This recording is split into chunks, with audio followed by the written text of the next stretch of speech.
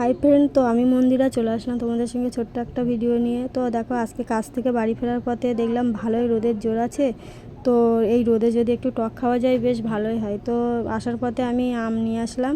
তো এনে দেখো কাটতে বসে গেছি। এবার বাইরে বসার সাথে সাথে দেখো আমার সৈন্যদল সবাই এসে হাজির।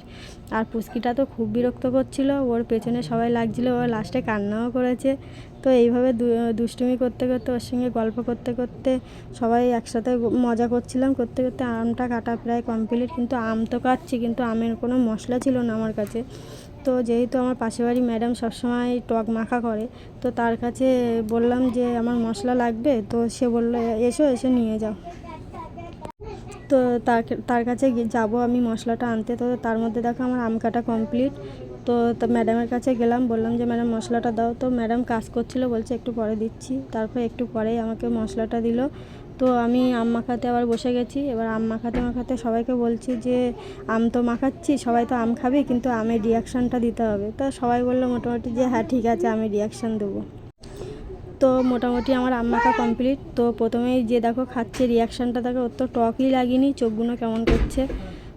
তারপরে আরেকজন দেখো পুরো ললিপপ খাচ্ছে, ওর তো টকই লাগেনি, শুধু ললিপপের মতন খাচ্ছে। আরেকজনকে বললাম রিয়াকশান দে, তো সে দেখো ওভার অ্যাক্টিং করে ফেলেছে। যাই হোক, তো আমিও একটু খেয়ে নিলাম। তো যাই, আম মাখা খেতে বেশ ভালোই লাগলো। তো মোটামুটি এইভাবে সাজিয়ে আমাদের ম্যাডামও একটু টেস্ট করে নিল। তো ম্যাডামের তো বেশ ভালোই লেগেছে। তারপর দেখো লাস্টে ম্যাডাম আরেকবার টেস্ট করলো, বললাম যে আরেকবার শটটা নিই। তো যাই হোক।